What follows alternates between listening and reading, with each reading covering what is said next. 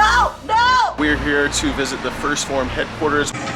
Already your top 3 have been things that are staples. So it ends where it all began.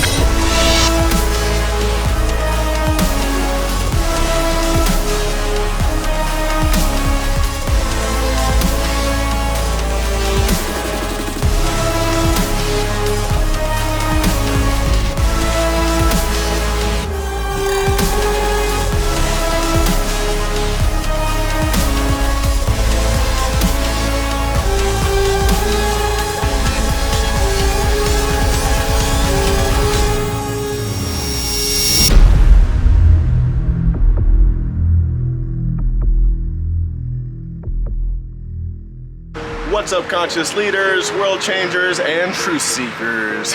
For those of you who do not know me, my name is Zach Bligney. I'm a consciousness and peak performance coach, and today I am here in St. Louis, Missouri.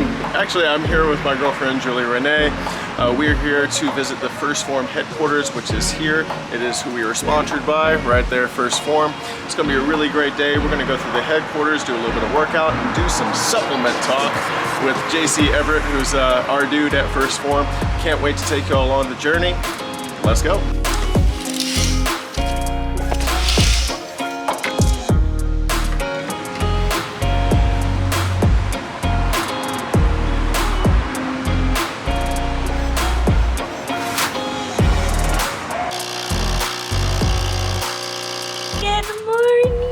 Good morning.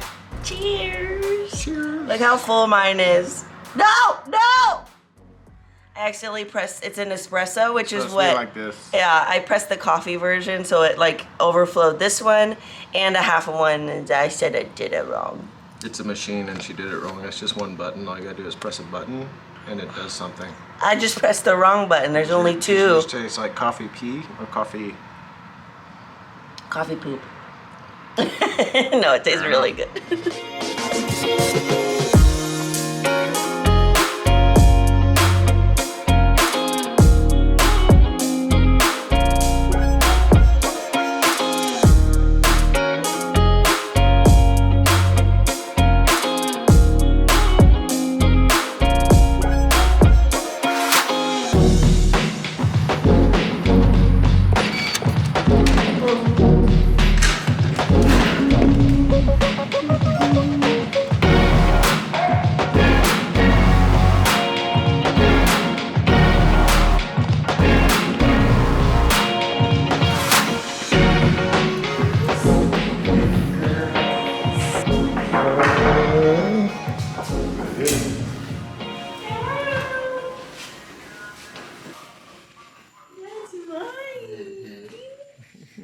Oh, look at the flower.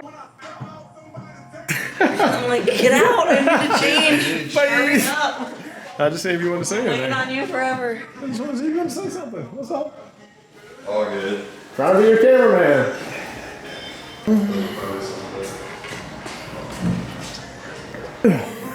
Hey.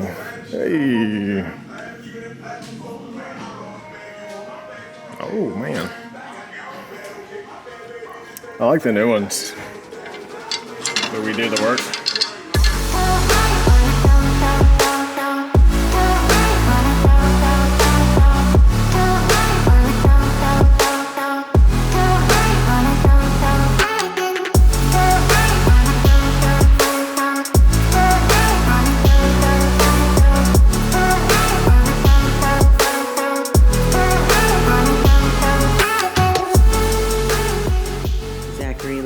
Businessy. Oh, they have our pictures up. Okay, guys, I am here with J.C. Everett, the supplement guru of First Phorm. Introduce yourself, kind of tell people like what you do. Yeah, so guys, like Julia said, my name is J.C. Everett. I run the advanced nutrition and supplement education for the company here at First Phorm. I handle some internal education for our internal employees. And like I said, I do the advanced nutrition and supplement education for our Legionnaire program as well. I've been here for roughly about 2 years. I've worked every job inside the company you can think of. I'm I'm super nerdy. I'm super sciencey. I'm really nice too. I promise. I'm really nice too. I'm really nice. I'm really nice. He is really nice. But that's honestly what I do. I'm very deep in education, but I promise, I might go a little sciencey, but I'll bring it back and I'll put it also into layman's terms. Yeah. What are the top 5 supplements that everyone should have? So say you're a newbie and you are super confused by all of the supplements and you're like, I don't know what to take. Everyone's throwing stuff at me. What would you say is like your 5 staples? I get this question a decent amount, and typically people don't like the answer because they're honestly not sexy supplements. I kind of talk about how supplements are sexy and some are not sexy. Yeah. Okay, like more sexy products are like pre-workouts, BCAAs, fat burners. Like those are more sexy products because you can take it, you taste it, you feel different, you look different. Like those are certain things that people really like. When it comes to someone who's starting out, as far as 5, I would say the first 3 would be foundational health products. Okay. So I would say like a very quality multivitamin or like a daily nutrient pack would honestly be number 1. Because when it comes to like vitamins and minerals, our body uses vitamins and minerals for nearly every single process that happens inside the body. I mean, from like the body's metabolism to the immune system to our cognitive functioning, like muscle recovery, bone repair, like organ tissue, nearly everything relies on vitamins and minerals. And we get a lot of vitamins and minerals through fruits and vegetables and whole foods that we eat, right? But the amount that we need to really give the body what it needs from a micronutrient standpoint, we're kind of setting ourselves up for failure, okay? And so I think adding in a very quality multivitamin or even something like a daily nutrient pack can help out a ton, because kind of what I say with that, especially with vitamins and minerals, is that it's a lot easier to get the body, giving the body what it wants makes it a lot easier to get it to do what you want it to do. Yeah. And so satisfy the body first. So I think micronutrients is probably number 1. I think number 2 is starting to look into a very quality like gut health product, to be honest with you. I think that's something that not a whole lot of people really realize. I mean, kind of what I've seen with data is that roughly about 3/4 of the population struggles with having gut health issues of some kind, but only about 1/4 of those people actually seek out help about it because they really know it's a problem, right? I mean, I think a lot of us, maybe you guys included, like I didn't realize that I had like gut health problems until I started to take something that actually helped improve gut health. I didn't know that I was very irregular until I started taking things to help me get regular. So now when I'm not regular, I notice immediately. It's basically like what we were saying the other day. It's like you get used to feeling like trash, so you don't know anything else, and then once you feel better, you're like, wow, like you notice the difference really quickly. And I don't know if you're going here or not, but I'm going to use a couple of the supplements that we use all the time. One, we talk about gut health all the time. We talk about like the microbiome test that we use with Viome, right? And that's great to know. But then also, once you know those things, you still need some sort of gut support. So you could be eating the right foods for your gut, your microbiome, but having a support like an OptiGreens or an OptiReds, in which in their OptiGreens it has probiotics, some of the best probiotic mix that I've seen, right, inside of there. Plus, he was talking about the micronutrients with the microfactor that we use, also has greens, has vegetables and fruits that you put there, the probiotics. So it's like reinforcing, and digestive enzymes, so it's reinforcing your gut to make sure that it's moving, healthy and smooth.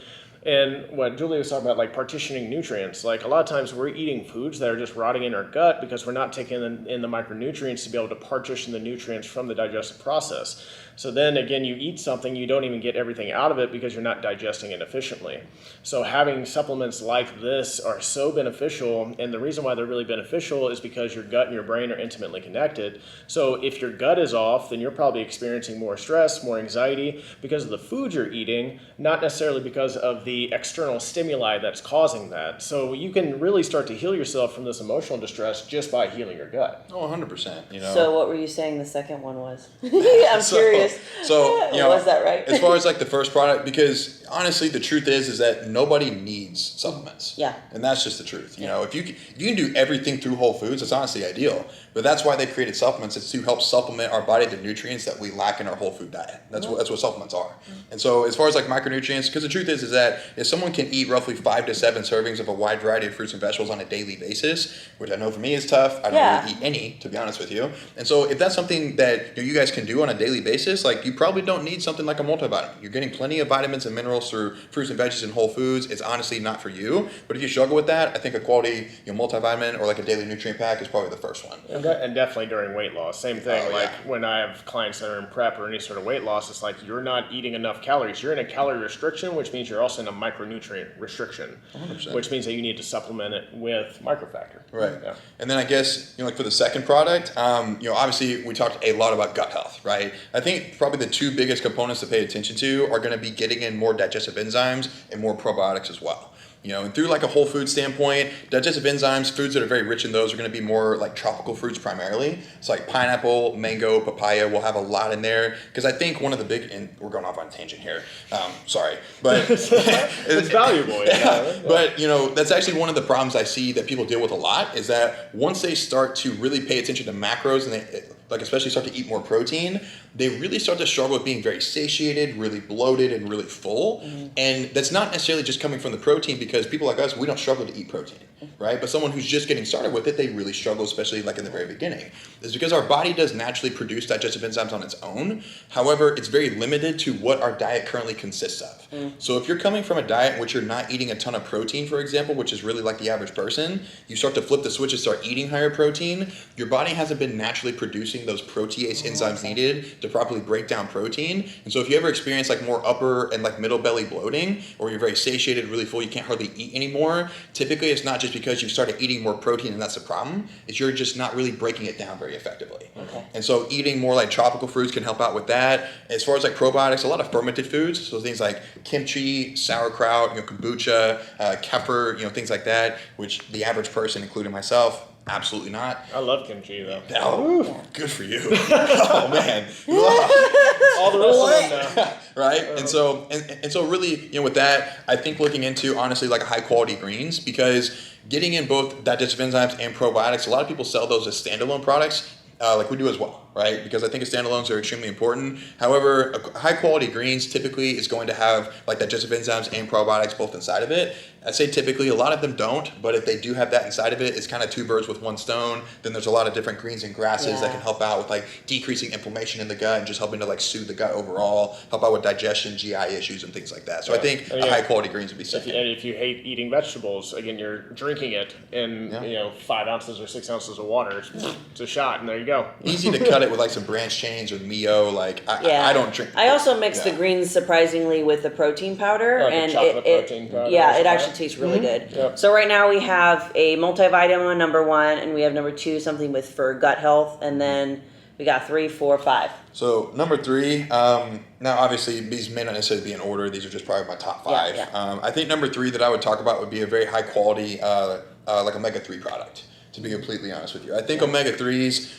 I think that omega-3s are the most underutilized or miseducated supplement that's out there, to be completely honest with you. I think that from a like omega-3 standpoint, and kind of the purpose behind it is that within the average person's diet, we tend to get lots of like omega-6 fatty acids. Okay, omega-6s come from like processed foods and packaged foods. They typically come from more like vegetable-based oils. So like anything that has like canola oil, vegetable oil, peanut oil, corn oil, really things like that. Also like beef that's not grass-fed. Yeah, right? exactly. So the normal beef that you're going to find in your grocery store. Oh, 100%. Really, if it comes inside of a package or a wrapper or a box or a can, it's probably going to have something like that in it. Okay. Or if it's from a fast food place or a restaurant, again, most likely cooked inside of vegetable oil, corn oil, canola, something like that.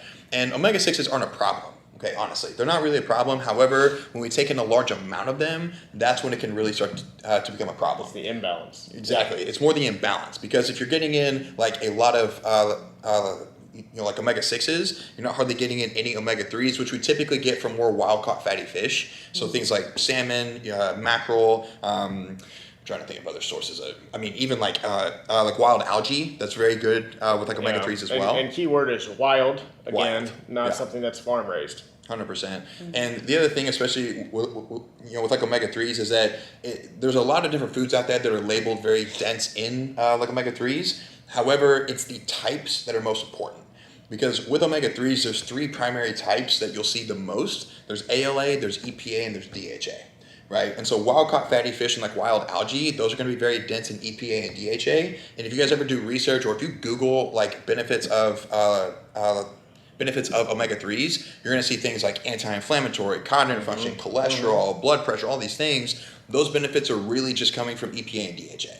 So ALA, there's a lot of different plant sources that are very dense in like ALA. So like chia seeds, flax seeds, even milk that's fortified with more like omega-3s. That's not necessarily coming from EPA, DHA, that's more so just ALA. And that's a problem. Now, ALA does get converted in the body into both EPA and DHA, but the amount is roughly 10%. So it's very small. Okay, so if we're really looking to get in more like omega-3s, we want to focus on the EPA and DHA content. But as far as like the primary problem, omega-6s are very pro-inflammatory and omega-3s are very anti-inflammatory. So if you take in lots of omega-6s without hardly any omega-3s, the body can start to suffer from a lot of excess and even like chronic inflammation. Yeah. And when the body's inflamed, it's under stress. When the body's under stress, it can start to raise cortisol. When cortisol's elevated all throughout the day, it starts to really become a problem. Yep. Wow. Okay. So I would say that'd probably be the next one would be a very high quality like omega-3 product. As far as the amount that you would look for, the recommended daily dose is going to be between 2,000 and 4,000 milligrams or 2 to 4 grams of total like omega-3s on a daily basis. However, I would really try to make sure you're getting in at least 1,000 milligrams or 1 gram of EPA and DHA combined. Okay, a lot of them might have 2 to 4 grams of total like omega-3s, but the EPA DHA might be very small. So those are the two numbers to really pay attention to. And you can find that in First Form's Full Omega, right? Full Omega, yeah. And already your top 3 have been things that are staples every day, every single day. So we got number 1, multivitamin, gut health, omega-3. What's number 4? I think number 4 would probably be something like a very high quality like meal replacement protein powder, to be completely honest, especially for the average person, right? I got 4 out of 5. Yeah, I would say the average person would be a very high quality like meal replacement, and really the purpose behind it is just because a lot of people struggle with getting plenty of protein in, right? Yeah. It's a very easy, very very convenient way, especially with something like level 1. It's very versatile. Right? Yeah, you can use it for so many different things. And I think that's something that gets a lot of people on the front end is that you hear about protein shakes, you think about drinking protein shakes. I don't drink protein shakes. A lot of us don't. I used to just drink water. I use them, mix them with oats. You got protein oats. You can make protein ice cream. You can make a smoothie, add other things to it. There's so many things you can bake with it that you can do to make it less boring. Yeah. And their flavors are great, so it's like it's that much easier. 100%. And if you guys have noticed so far, the first 3 supplements he's recommending are all micronutrients, and this is the first macro that we're getting to. Yeah. But the society and the fitness industry will just harp on macros and calories, but you're hearing it from an expert that your macros are more important. Yeah, that should be the base. Like you said, they're the baseline products that are going to help our body function correctly. Number 5. Give the body what it wants. Makes it a lot easier to get it to do what you want it to do. Oh my God. Give the body what it wants. J.C. Everett.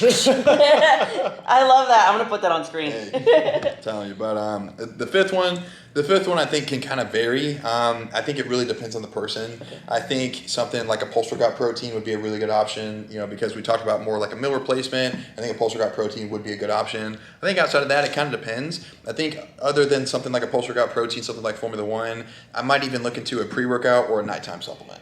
Just to be I would say nighttime supplement. I would say nighttime would be really important. Yeah. And it kind of depends. So like with pre-workouts don't necessarily impact your health.